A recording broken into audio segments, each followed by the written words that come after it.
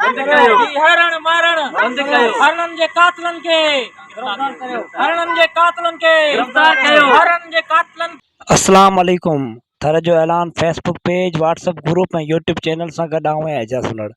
अॼु असां मौजूदु आहियूं ॻोठ बिटली उनड़ जे भरपासे में, जिते जेको नायाब नस्ल आहे हरण, उन जो शिकार कयो पियो वञे। हर हफ़्ते हिकु वीगो गाॾी ज़रिए, जंहिं वीगो गाॾी में हिकु औरत हिकु मर्द हुजे थो, जेको हर हफ़्ते नायाब हरणनि जो शिकार करे थो। असां उन्हनि जे ॻोठाणनि सां ॻाल्हि ॿोल कई आहे। अचो त अव्हां सां ॻोठाणनि जी ॻाल्हि ॿोल करायूं।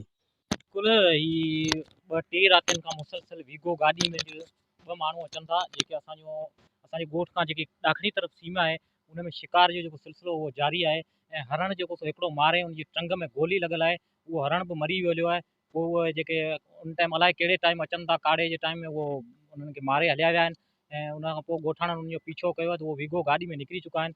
असां DC थरपारकर, शीशन जज मिठी, SSP थरपारकर, जंगली जीवत जा जेके बि इदारा आहिनि, असां उन्हनि सभिनी खे हथ जोड़े अपील था कयूं त इन्हनि कातलनि खे, हरणनि जे कातलनि खे फौरी गिरफ़्तार करे कानून जे कटहरे मांदो वञे।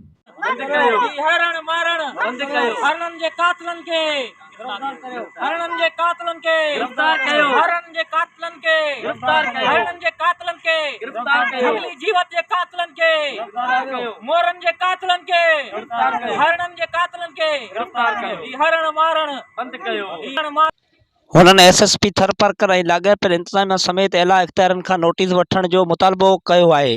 वधीक ख़बरनि जी अपडेट लाइ ॾिसंदा रहंदा थर जो ऐलान फेसबुक पेज व्हाट्सएप ग्रुप ऐं यूट्यूब चैनल।